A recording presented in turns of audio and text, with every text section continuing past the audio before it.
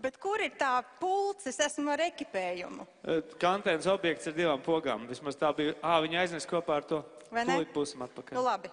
Es atstāšu reklāmas nolūkos ļoti garšīgs ūdens, dzeram to katru dienu. Labvakar! Mani sauc Lotte, un es esmu ļoti priecīgi jūs atkal redzēt šeit pēc kafijas pauzes. Ceru, ka kafija iedeva uzmundrinājumu, jo mēs tagad mēs parunāsim par cilvēku. Un es domāju, ka šī ir ārkārtīgi svarīga, ja ne pati svarīgākā šīs dienas tēma, jo es domāju, arī tā nav nejaušība, ka cilvēks ir šīs dienas tā kā noslēdzošā pēdējā tēma, jo vārds cilvēks ir tas, kas jebkādai darbībai, jebkādam biznesam, radošam, neradošam un tam līdzīgi pavelk apakšā tādu kā svītru, bilances svītru, kur kā peļņas zaudējuma aprēķinā mēs skaidri redzam biznesa īsto vai aktivitātes īsto vērtību, reālo vērtību, jeb liederību, ko mēs dodam, ko mēs daram cilvēkam, ja gribat morālo vērtību vai tam līdzīgi. Un cilvēcība ir vienmēr bijusi ļoti svarīga, viena no 4 būtiskām madaras kā uzņēmumu, kā mūsu kolektīva vērtībām. Un kā to teicis, ir ļoti interesanti un ļoti precīzi Rīgas Lutera draudzes mācītājs Linards Rozentāls, tad jebkuras organizācijas mērķis ir kalpot cilvēkam. Kad organizācija kalpo cilvēkam, tai ir, izsakoties tēlaini, eņģeļa gars. Bet tad, ja viņa par šo savu mērķi aizmirst, tā kļūst dēmoniska, vai ne? Es nezinu, kāds ļoti vienkāršs piemērs. Esmu veģetārieta, vai ne? Tāpēc es tā distancējoties varu iedomāties, ja uzņēmums ražo desas ar nolūku pabarot cilvēkus, šis ir ļoti labs uzņēmums. Viņam ir tā kā eņģeļa gars.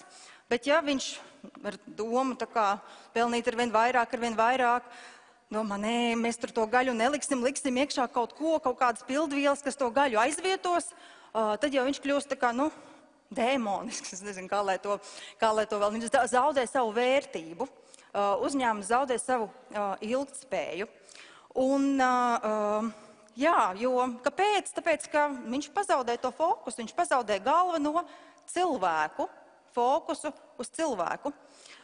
Un šodien tēmā cilvēks, es gribēju dalīties, tā kā savos un uzņēmuma madaru novērojumos, kā relatīvi, tā kā īsā laika posmā ir dramatiski mainījušās ražotāja vai biznesa vai organizācijas attiecības ar cilvēku. Es apzināti negribētu lietot vārdu klients vai vārdu pircējs vai tam līdzīgi. Un Madara kā ražošanas uzņēmums, kas Latvijā ražo dabisku kosmētiku, pastāv šogad būs apaļi 10 gadi. Un šajā ļoti, īstajā laika nogrieznī 10 gados, kopš 2006. gada, vai ne, tas izklausās gluži kā, vakar, vai ne, 16. gads ir tagad, vai ne, laiks skrien. Mēs esam pieredzējuši pilnīgi dramatisku attiecību ar cilvēku maiņu. Lai uzskatām, parādīt tās lielās izmaiņas, varbūt drusciņi ekskurs, vai ne, jūra. Ja mēs iedomājamies senus laikus, kā senos laikos prece nonāca pie lietotāja, es nezinu, iedomājamies kaut kuru gadsimtu, 16., 17., 18. zīts, tēja, šalves, porcelāna kastītes, vai ne? Kā tas nonāca pa jūras ceļiem, vai ne? Gariem, ilgiem, bīstamiem, uzreiz nāk prātā holandiešu mākslinieka gleznas, kur kuģi iet bojā jūras vētrās. Ļoti garš ar daudziem starpniekiem bagāts šo te, preču ceļš no ražotāja līdz lietotājam, dārgs, kas principā arī radīja luksus industriju, teiksim, šis grūti pārvarāmais attālums, un ražotājs ar cilvēku praktiski nesaskārās. Kas notiek vēlāk, vai ne? Mūsdienās attālums samazinās, mēs esam, starpnieku ķēde mazinās, mēs esam tuvāk tagad cilvēkam, vai ne? Transporta tīkli attīstās, mēs varam piegādāt ātri. Pat īstajā Madaras biznesa vēsturē mēs esam pieredzējuši to, ka izplatītāji, starpnieki, kā biznesa modelis arvien novājinās un izzūd, un vairāk notiek tas, ko sauc par tiešajām piegādēm ar ražotājs, tirgotājs, un tad tur ir gala klients, gala lietotājs. Principā tas ir pāris gadu laikā tā ļoti uzskatām nomainījies, Eiropas ietveros. Un kas notiek šodien? Vai ne? Šīs dienas realitāte. No šīs dienas realitātes skatpunkta, no e-komercijas skatpunkta, pat veikali, un šī 10 gadus vecā realitāte izklausās jau, tā kā gandrīz vai holandiešu gleznas, vai ne? Lūk, un tā kā dialogs starp ražotāju un cilvēku kļuvis ārkārtīgi cieši, ja mums kaut kas nepatīk, vai kaut kas patīk, ko mēs darām, mēs aizejam, noklikšķinam podziņu raita review. Uzreiz ir atsauksme. Uzņēmums 2 stundu laikā vai dažu dienu laikā uzreiz atbild, vismaz tā tam būtu pēc labās prakses jānotiek. Blogeris uzraksta atsauksmi, blogeri sekotāji ar to uzreiz dalās. Vairs nav jāgaida, kamēr žurnāls pēc 2 nedēļām vai 3 mēnešiem kaut ko publicēs. Lūk, tā ir realitāte. Cilvēks ir ļoti tuvu, un viņš ārkārtīgi ietekmē biznesu, kas principā, ir labi. Es nezinu, kā jūs domājat. Manuprāt, Madarā,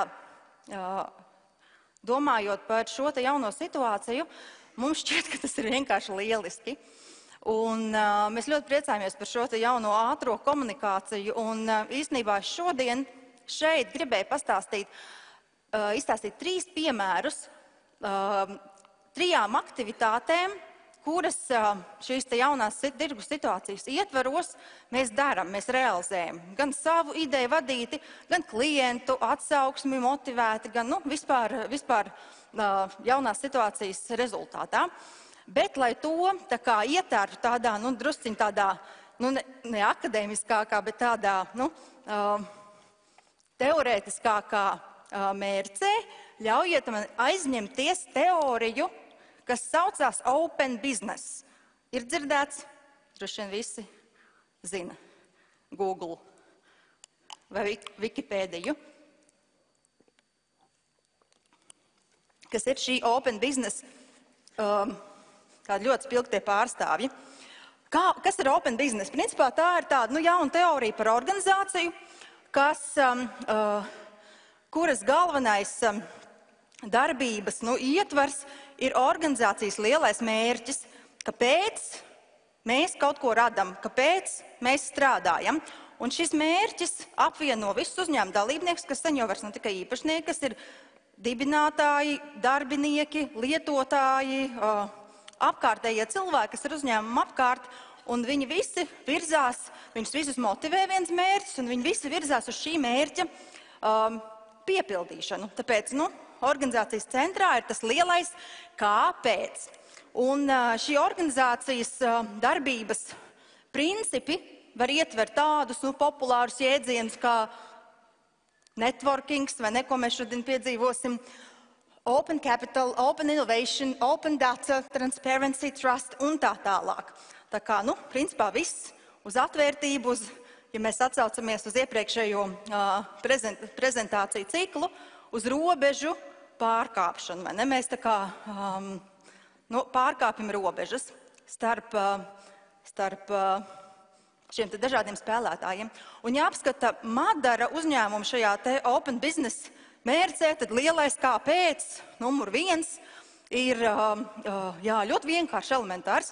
Mēs gribam labāku pasauli. Tā baigi tā elementāri. Bet to bišķiņ precizējot, mēs gribam, lai viens saņem maksimāli drošu, labu un vērtīgu produktu sev, attiecīgi šajā šaurajā ādas kopšanas nozarē.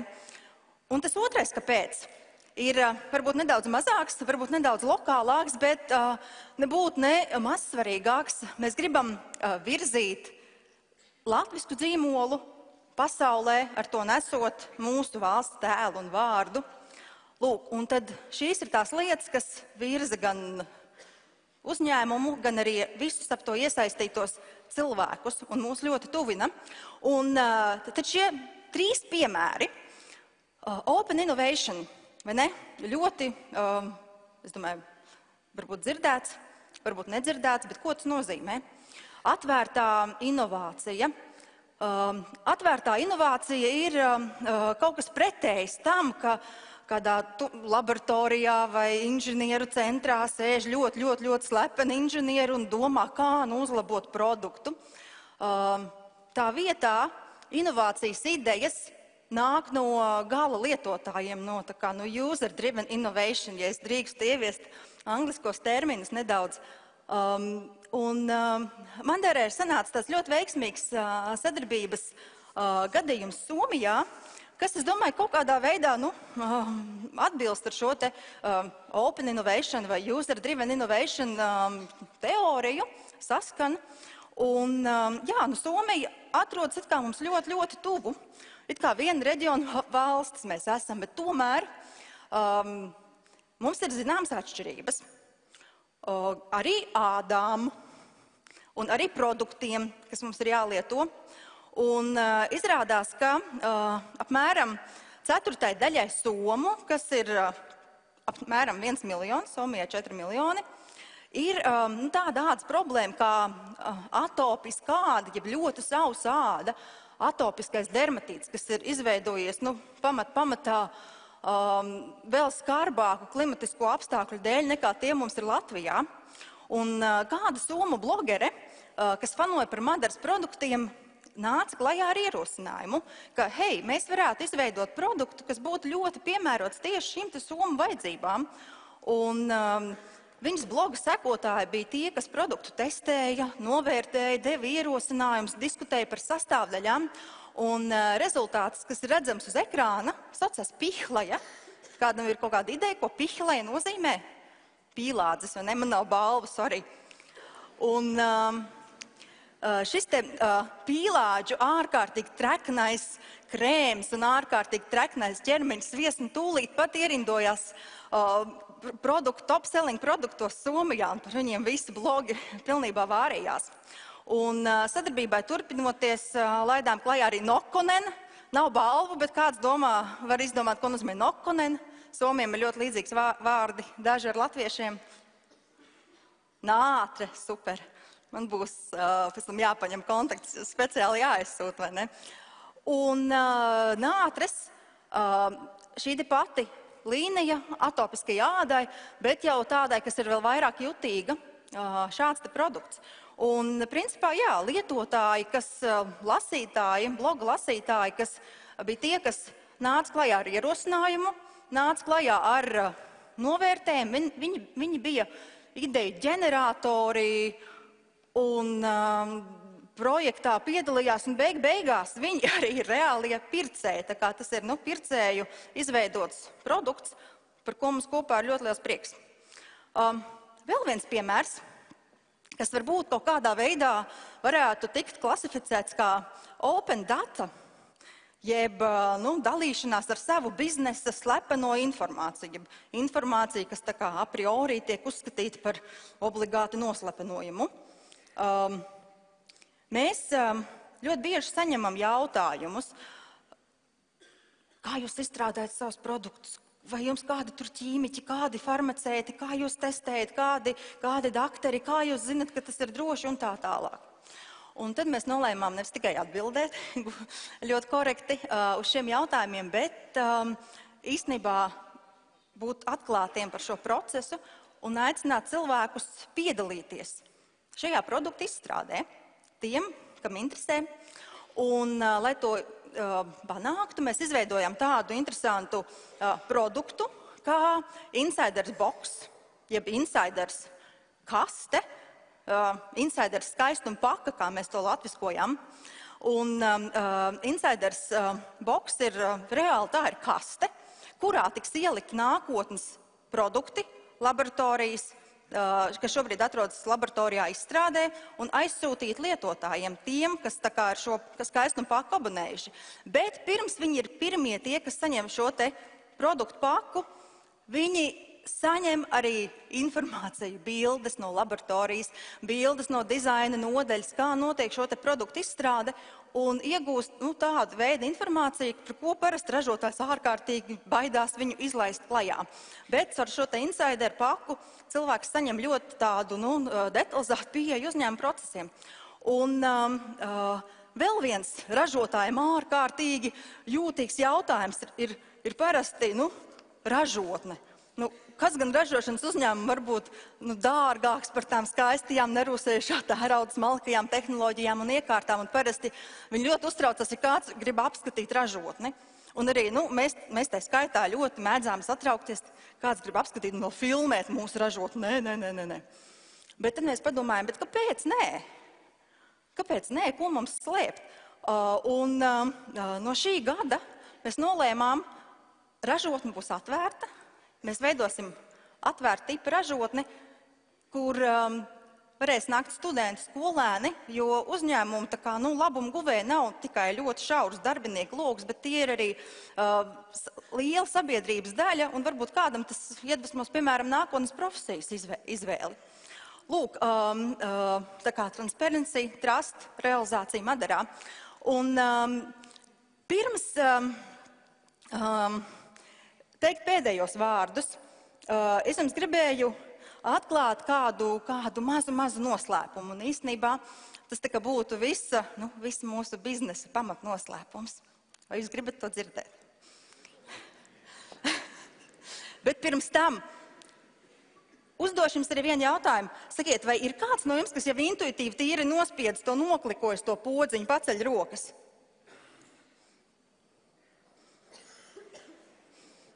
Atzīstās vien vairāk, vai ne? Jā, un principā tas svarīgākais, ko mēs ar šīm aktivitātēm panākam, ir tas lielais noslēpums, tas, lai gribētos to podziņu spiest, biznesa noslēpums ir, mēs radam, es nezinu, vārds experience, latviska pieredze apvienojumā ar piedzīvojumu, tāda ļoti pozitīva, interesanta pieredze un piedzīvojums, ko šie cilvēki grib izbaudīt, un caur šo pieredzi un piedzīvojumu ir gatavi piekonektēties uzņēmumi, ir gatavi pievērst uzmanību, spiest pogas laikot, spiest pogas pirkt un tā tālāk, pievērš uzmanību. Un tas principā nozīmē, ka šīs attiecību modelis ir kļuvis pavisam citādāks. Viņš vairs nav ražotājs un patērētājs, bet viņš ir kļuvis ļoti cilvēcīgs. Viņš kļuvis ir kopā, mēs kaut ko daram, mums kopā patīk, mēs kopā priecājamies, kopā dalamies. Un jā, mūsu attiecības ļoti cilvēcīgas. Barjeras ir diezgan nojauktas vai diezgan mazinājušās. Un atgriežoties pie tā biznesa pamatu uzdevuma, kalpot cilvēkam, es domāju, ka šīs tuvās attiecības un klientu vēlme iesaistīties un reaģēt uz uzņēmumu ir arī tas, kas liek pašam uzņēmumam būt modram un kalpot tam svarīgajam mērķim, būt par cilvēcisku uzņēmumu un dot labumu cilvēkam. Paldies! Pihlaja! Paldies! Paldies! Paldies! Pihlaja!